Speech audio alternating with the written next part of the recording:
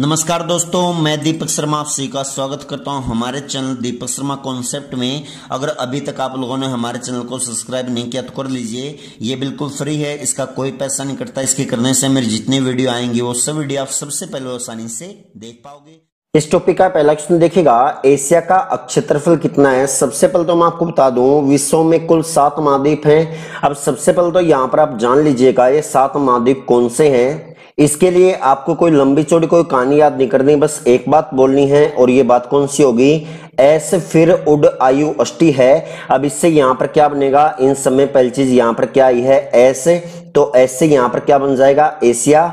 उसके बाद यहाँ पर क्या आएगा, फिर, तो फिर से यहाँ पर क्या बनेगा, अफ्रीका। उसके बाद यहाँ पर कौन आएगा, उड, और उड में पहली चीज क्या है, ऊ, तो ऊ से यहाँ पर बन जाएगा उत्तरी अमेरिका। उसके बाद यहाँ पर बचा क्या, डे, तो डे से यहाँ पर क्या बनेगा, दक्षिण अमेरिका।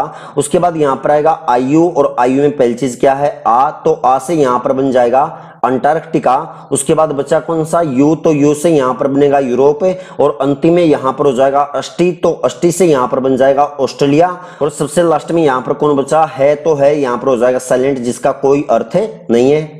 अब सबसे पहले तो हम यहाँ पर बात करने वाले हैं एशिया महाद्वीप के बारे में। अब आपसे यहाँ पर क्या पूछा गया कि एशिया का क्षेत्रफल कितना है।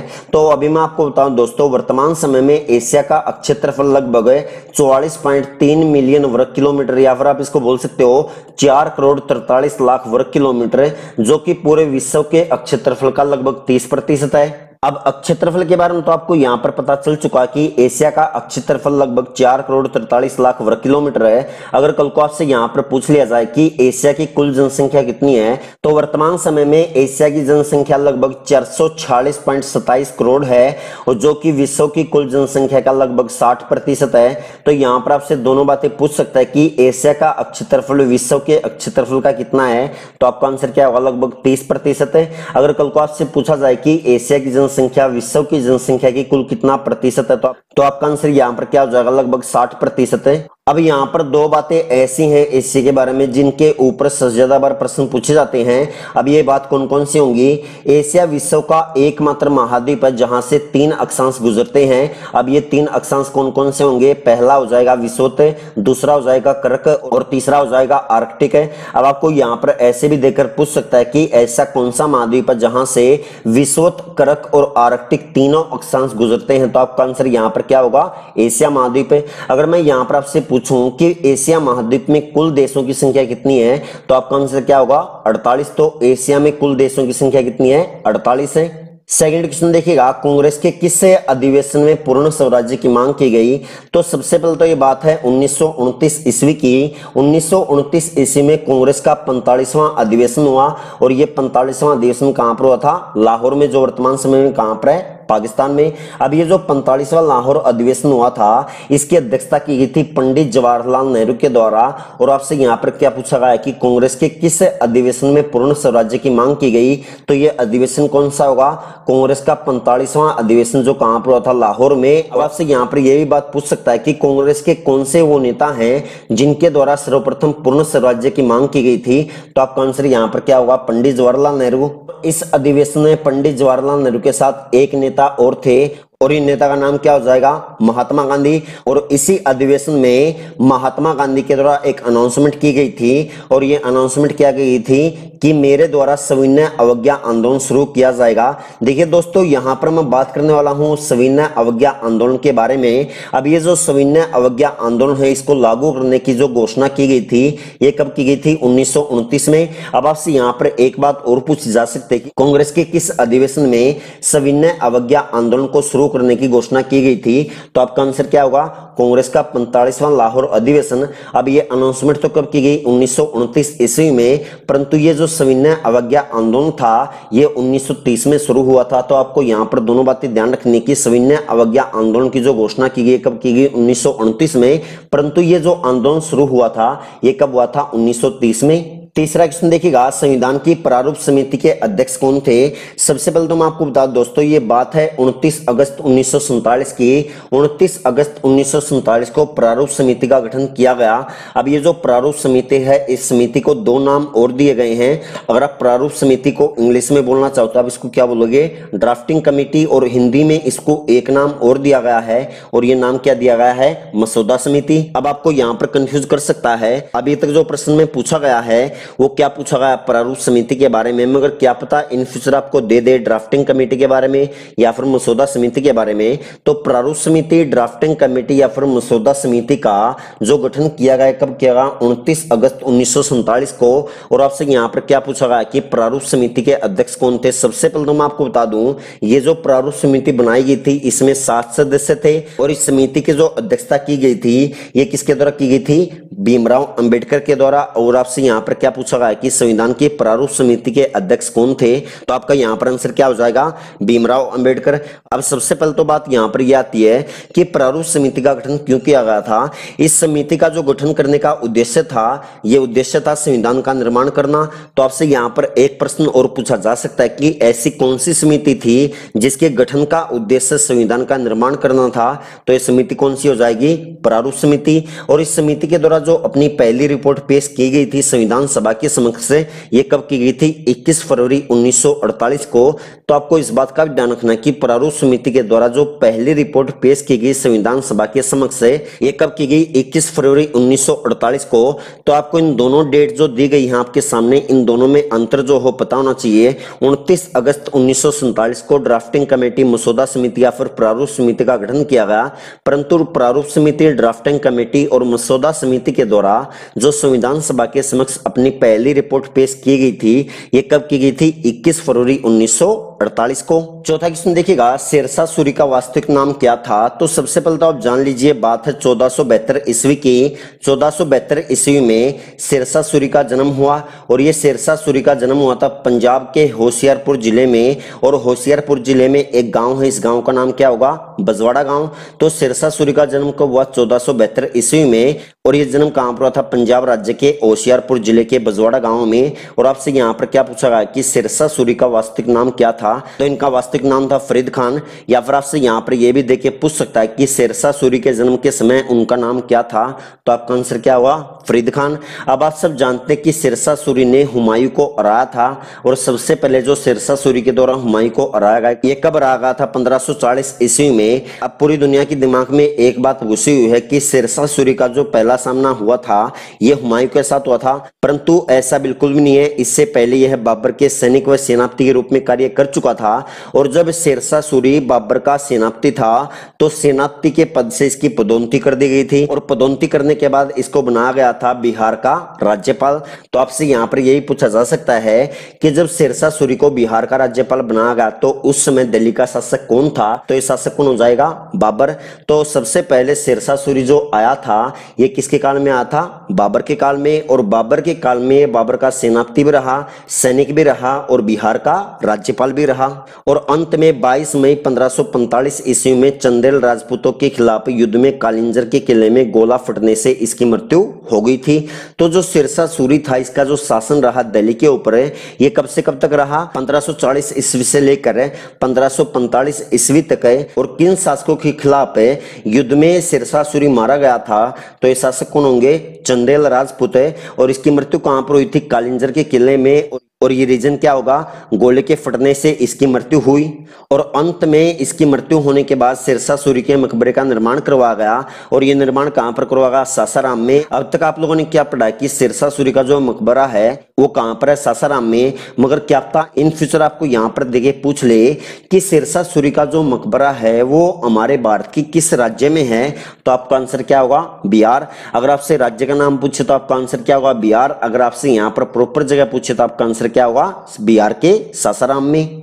पांचवा क्वेश्चन देखिएगा, धुआंधार जलप्रपात कहाँ है। तो सबसे पहले तो हम यहाँ पर बात करने वाले भारत के प्रमुख जलप्रपातों के बारे में। अब इन जलप्रपातों में सबसे पहला यहाँ पर नाम आएगा कुंचिकल जलप्रपात है। अब ये जो कुंचिकल जलप्रपात है ये वराही नदी पर है, और वराही नदी पर कौन से राज्य में, कर्नाटक राज्य में। और ये कुंचिकल जलप्रपात जो है ये भारत का सबसे बड़ा जलप्रपात व सबसे ऊंचा जलप्रपात है, और इसकी ऊंचाई क्या होगी, 455 मीटर व 1493 फुट। आपको यहाँ पर मीटर में भी देके पूछ सकता है और फुट में भी देके पूछ सकता है कि कुंचिकल जलप्रपात जो है वो भारत का सबसे बड़ा व सबसे ऊंचा जलप्रपात है। तो इसकी ऊंचाई कितनी होगी, मीटर में पूछे तो आपका आंसर क्या होगा, 455 मीटर। मैंने यहाँ पर बस इतना लिखा है कि कुंचिकल जलप्रपात भारत का सबसे बड़ा जलप्रपात है, मगर आपको यहाँ पर एक बात और लिखनी है कि कुंचिकल जलप्रपात जो है ये भारत का सबसे ऊंचा जलप्रपात है। उसके बाद यहाँ पर आएगा जोग जलप्रपात या फिर गरसोपा जलप्रपात, या फिर इसको आप बोल सकते हो महात्मा गांधी जलप्रपात है।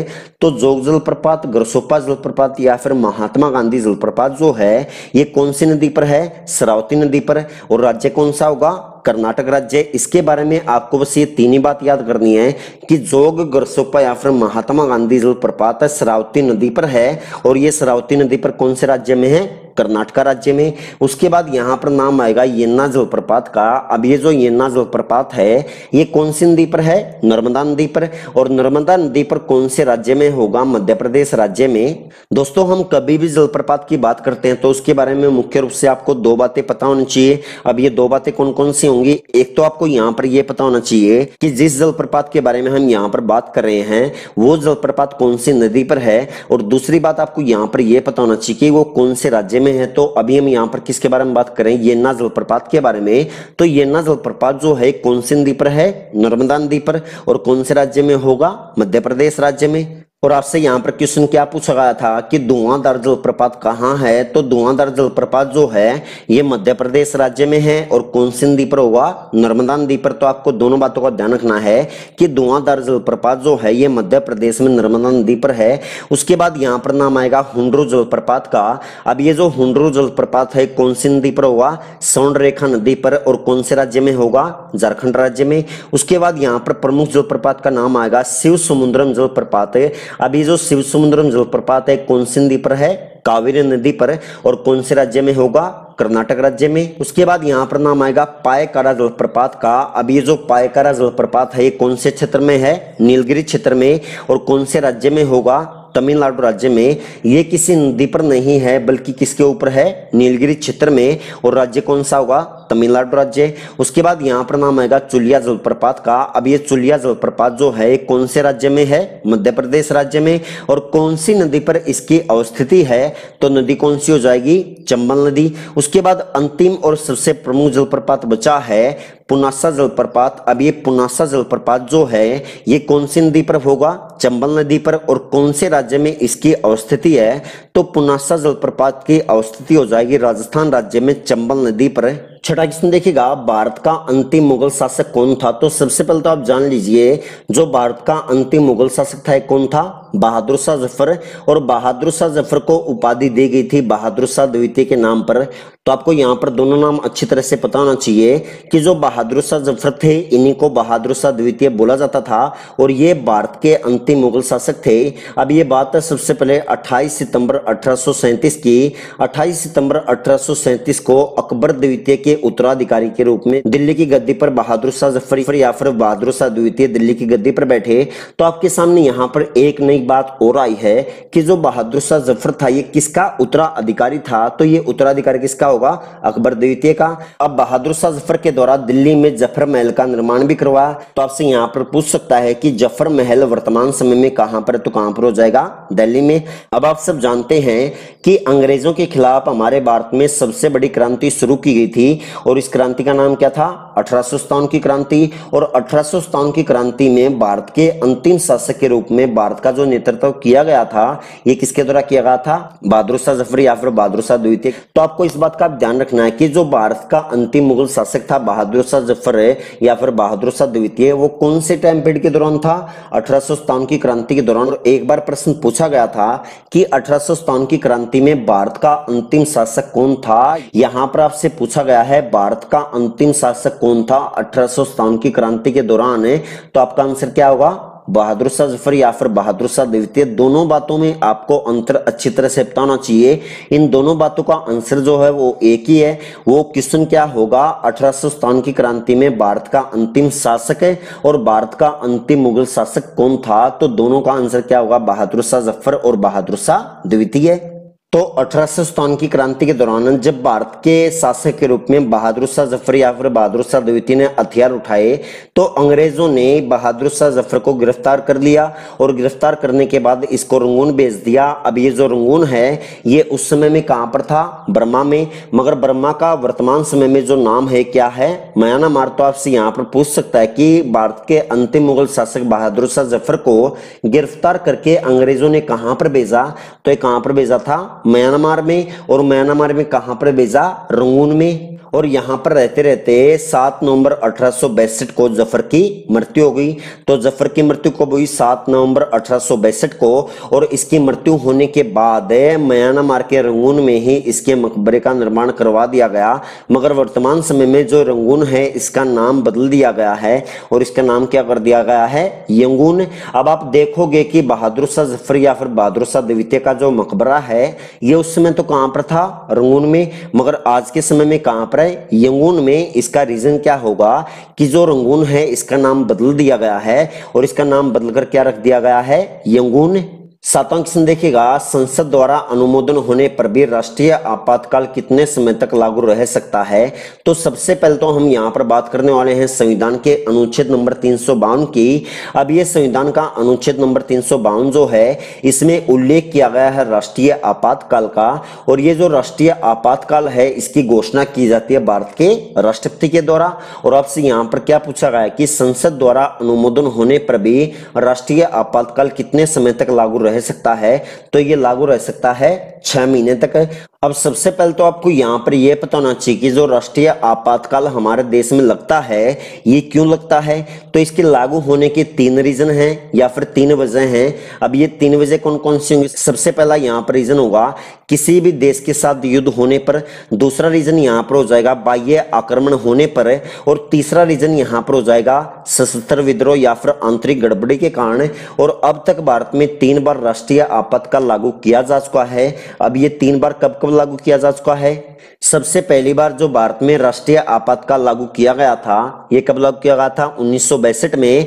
और ये 1962 में प्रथम राष्ट्रीय आपातकाल लागू होने का जो रीजन होगा ये क्या होगा, भारत और चीन का युद्ध है। अब यहाँ पर आपको 2 व्यक्तियों के नाम और पता होना चाहिए। अब ये 2 व्यक्ति कौन कौन से होंगे कि जब 1962 में भारत चीन का युद्ध हुआ और उस समय में भारत में पहली बार राष्ट्रीय आपातकाल लागू किया गया था तो उस समय भारत के प्रधानमंत्री कौन थे? तो प्रथम राष्ट्रीय आपातकाल के दौरान भारत के जो प्रधानमंत्री थे कौन थे, पंडित जवाहरलाल नेहरू। और प्रथम राष्ट्रीय आपातकाल के दौरान जो भारत के राष्ट्रपति थे ये राष्ट्रपति कौन थे, डॉक्टर एस राधाकृष्णन। आपसे यहाँ पर तीनों चारों बातें पूछ सकता है कि भारत में पहली बार राष्ट्रीय आपातकाल कब लागू हुआ? तो कब हुआ, 1962 में। और 1962 में राष्ट्रीय आपातकाल लागू होने का रीजन क्या होगा? तो रीजन यहाँ पर क्या होगा, भारत और चीन का युद्ध है। और 1962 में जब भारत में पहली बार राष्ट्रीय आपातकाल लागू किया गया था तो उस समय भारत के प्रधानमंत्री कौन थे? तो आपका आंसर क्या होगा, पंडित जवाहरलाल नेहरू। और 1962 में जब प्रथम राष्ट्रीय आपातकाल लागू किया गया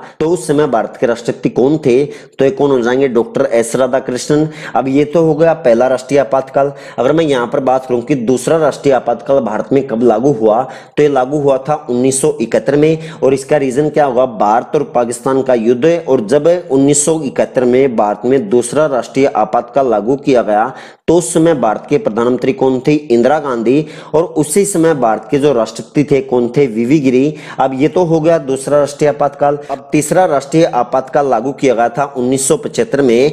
और 1975 में जो राष्ट्रीय आपातकाल लागू करने का जो रीजन था ये रीजन क्या होगा, आंतरिक गड़बड़ी। और आंतरिक गड़बड़ी में जो तीसरा राष्ट्रीय आपातकाल लागू हुआ था उस समय हमारे देश के प्रधानमंत्री कौन थे, इंदिरा गांधी। और 1975 के दौरान जो तीसरा आपातकाल लागू हुआ आंतरिक गड़बड़ी के कारण उस समय भारत के राष्ट्रपति कौन थे, फखरुद्दीन अली अहमद।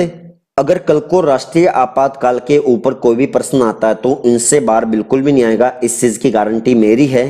8वां क्वेश्चन देखिएगा, भारत के किसी राज्य की राज्यपाल बनने वाली पहली महिला कौन थी? तो सबसे पहले तो हम यहाँ पर बात करने वाले हैं कुछ भारतीय महिलाओं के बारे में जो भारत में प्रथम महिला बनी थी, और इनमें सबसे पहला नाम किसका आता है? सरोजिनी नायडू का। और आपसे यहाँ पर क्या क्वेश्चन पूछा गया कि भारत के किसी राज्य की राज्यपाल बनने वाली पहली महिला कौन थी? तो ये महिला कौन हो जाएंगी? सरोजिनी नायडू।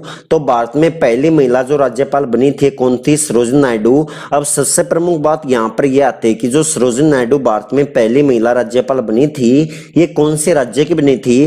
तो राज्य कौन सा हो जाएगा? उत्तर प्रदेश राज्य। अब इन्हीं की तरह एक नाम और आता है और ये नाम हो जाएगा सुचेता कृपलानी। अब ये जो सुचेता कृपलानी है ये भारत में किसी भी राज्य की बनने वाली पहली महिला मुख्यमंत्री हैं, और ये पहली महिला मुख्यमंत्री कौन से राज्य की बनी थी? उत्तर प्रदेश राज्य की। तो इन फ्यूचर आपसे पूछा जा सकता है कि भारत के किसी भी राज्य की मुख्यमंत्री बनने वाली पहली महिला कौन थी? तो आंसर क्या होगा? सुचेता कृपलानी। उसके बाद यहाँ पर नाम आएगा राधाबाई सुब्बारायण का। अब ये जो राधाबाई सुब्बारायण है भारत में पहली महिला सांसद थी। तो भारत में ऐसी कौन सी महिला है जो सबसे पहली बार संसद में गई थी? तो ये कौन सी हो जाएंगी? राधाबाई सुब्बारायण। तो आपसे यहाँ पर दो तरह से प्रश्न पूछा जा सकता है कि भारतीय संसद में जाने वाली पहली महिला कौन थी? तो आपका आंसर क्या होगा? राधाबाई सुब्बारायण। या फिर आपसे यहाँ पर पूछा जा सकता है कि भारत में पहली महिला सांसद या फिर पहली महिला एमपी कौन थी? तो ये कौन हो जाएंगी? राधाबाई सुब्बारायण। उसके बाद यहाँ पर नाम आएगा राजकुमारी अमृता कौर का। अब ये जो राजकुमारी अमृता कौर हैं ये भारत में पहली महिला केंद्रीय मंत्री थी। तो भारत में पहली महिला केंद्रीय मंत्री कौन बनी? राजकुमारी अमृता कौर। दोस्तों आपके सामने अब यहाँ पर दो नाम हैं। अब ये दो नाम कौन कौन से हैं? राधाबाई सुब्बारायण और दूसरा नाम यहाँ पर कौन सा हो जाएगा? राजकुमारी अमृता कौर। अब ये जो राधाबाई सुब्बारायण है ये भारत में पहली महिला सांसद हैं, और ये महिला सांसद जो बनी थी राजकुमारी अमृता कौर से पहली बनी थी। मगर ये जो राजकुमारी अमृता कौर हैं ये भारत में पहली महिला केंद्रीय मंत्री थी। तो आपको दोनों में जो डिफरेंस है वो आपको अच्छी तरह से बताना चाहिए। उसके बाद यहाँ पर नाम आएगा विजय लक्ष्मी पंडित का। अब ये जो विजय लक्ष्मी पंडित है ये भी भारत में पहली महिला थी, मगर ये जो भारत में पहली महिला बनी थी विजय लक्ष्मी पंडित ये दो कंडीशन में थी। अब ये दो कंडीशन कौन कौन सी होंगी? सबसे पहली कंडीशन यहाँ पर हो जाएगी यूएनओ में पहली महिला राजदूत है। तो यूएनओ में पहली भारतीय महिला कौन है जो राजदूत बनी? तो ये कौन हो जाएंगी? विजय लक्ष्मी पंडित है। और ये जो विजय लक्ष्मी पंडित हैं ये यूएनओ में पहली भारतीय महिला राजदूत कब बनी थी? 1949 में। ये तो हो गई पहली कंडीशन। और दूसरी कंडीशन यहाँ पर हो जाएगी संयुक्त राष्ट्र महासभा की पहली भारतीय महिला अध्यक्ष कौन बनी थी? तो ये भी कौन बनी थी? विजय लक्ष्मी पंडित। और विजय लक्ष्मी पंडित संयुक्त राष्ट्र महासभा की पहली भारतीय महिला अध्यक्ष कब बनी थी? 1953 में। उसके बाद यहाँ पर नाम आएगा कादम्बिनी गांगुली का। अब ये जो कादम्बिनी गांगुली है भारत में पहली महिला स्नातक थी, या फिर आप यहाँ पर बोल सकते हो कि भारत में पहली महिला कौन है जो ग्रेजुएट बनी? तो ये कौन हो जाएंगी? कादम्बिनी गांगुली। उसके बाद यहाँ पर नाम आएगा सौदामिनी देशमुख का। अब ये जो सौदामिनी देशमुख हैं ये एयर इंडिया में पहली भारतीय महिला चालक बनी। तो एयर इंडिया में विमान चलाने वाली पहली भारतीय महिला कौन थी? सौदामिनी देशमुख है। 9वां क्वेश्चन देखिएगा, भारतीय सिविल सर्विस किसके काल में शुरू हुई थी? तो सबसे पहले तो हम यहाँ पर बात करने वाले हैं लॉर्ड कॉर्नवालिस के बारे में। अब आपसे यहाँ पर क्या पूछा गया कि सिविल सर्विस किसके काल में शुरू हुई? तो ये किसके काल में शुरू हुई थी? लॉर्ड कॉर्नवालिस के काल में। और अभी मैं आपको बता दूं ये जो लॉर्ड कॉर्नवालिस है भारत का एकमात्र ऐसा गवर्नर जनरल है जो 2 बार भारत का गवर्नर जनरल बना। अब ये 2 बार कब कब बना? सबसे पहली बार तो ये बना था 1786 में, दूसरी बार ये बना था 1805 ईस्वी में। और इसके द्वारा भारत में 2 प्रमुख योजनाएं लागू की गई थी। अब ये 2 योजना कौन कौन सी थी? पहली योजना इसके द्वारा लागू की गई थी जिले में पुलिस थाने की स्थापना, या फिर आप यहाँ पर बोल सकते हो कि जिले में पुलिस थाने की व्यवस्था किसके द्वारा की गई थी? तो किसके द्वारा की गई थी? लॉर्ड कॉर्नवालिस के द्वारा। और ये जो जिले में पुलिस थाना पहली बार बनाया गया था इसका इंचार्ज कौन बना था? दरोगा। तो आपसे यहाँ पर एक प्रश्न और पूछा जा सकता है कि भारत में सर्वप्रथम जिले में पुलिस थाने की स्थापना किसके द्वारा की गई? तो किसके द्वारा की गई थी? लॉर्ड कॉर्नवालिस के द्वारा। और दूसरी योजना इसके द्वारा लागू की गई थी भारत में स्थायी बंदोबस्त है। अब ये जो स्थायी बंदोबस्त नामक योजना है इस योजना को बनाया गया था जॉन शोर के द्वारा। परंतु इस योजना को भारत में लागू किया गया था लॉर्ड कॉर्नवालिस के द्वारा, और इसी वजह से लॉर्ड कॉर्नवालिस को भारत में स्थायी बंदोबस्त का जनक माना जाता है। तो आपसे यहाँ पर 4 से 5 क्वेश्चन पूछे जा सकते हैं। पहला क्वेश्चन आपसे यहाँ पर क्या पूछा गया कि सिविल सर्विस किसके काल में शुरू हुई, तो आपका आंसर क्या होगा, लॉर्ड कॉर्नवालिस से। दूसरा क्वेश्चन आपसे यहाँ पर यह पूछा जा सकता है कि भारत का एकमात्र ऐसा गवर्नर जनरल कौन है जो 2 बार भारत का गवर्नर जनरल बना, तो कौन बना, लॉर्ड कॉर्नवालिस से। और भारत में पहली बार जिले में पुलिस थाने की स्थापना किसके द्वारा की, तो किसके द्वारा की गई, लॉर्ड कॉर्नवालिस के द्वारा। के बाद आपसे यहाँ पर पूछा जा सकता है कि स्थायी बंदोबस्त भारत में किसके द्वारा लागू किया गया, तो ये किसके द्वारा लागू किया गया था, लॉर्ड कॉर्नवालिस के द्वारा, परंतु इस योजना को बनाया गया था जॉन शोर के द्वारा। तो आपको इस दोनों बातों का अच्छी तरह से पता होना चाहिए। 10वां क्वेश्चन देखिएगा, वंदे मातरम के लेखक कौन है, तो सबसे पहले तो आप जान लीजिए ये बात है 1882 ईस्वी की। 1882 ईस्वी में बंकिम चंद्र चट्टोपाध्याय के द्वारा आनंद मठ नामक उपन्यास लिखा गया था, और इसी उपन्यास में प्रथम बार वंदे मातरम का उल्लेख मिलता है। तो भारत में वंदे मातरम के लेखक कौन होंगे, बंकिम चंद्र चट्टोपाध्याय। और वो कौन सा उपन्यास है जिसमें पहली बार वंदे मातरम का उल्लेख मिलता है, तो ये उपन्यास कौन सा हो जाएगा, आनंद मठ है। और ये जो आनंद मठ उपन्यास या फिर वंदे मातरम लिखा गया था, ये कब लिखा गया था, 1882 ईस्वी में।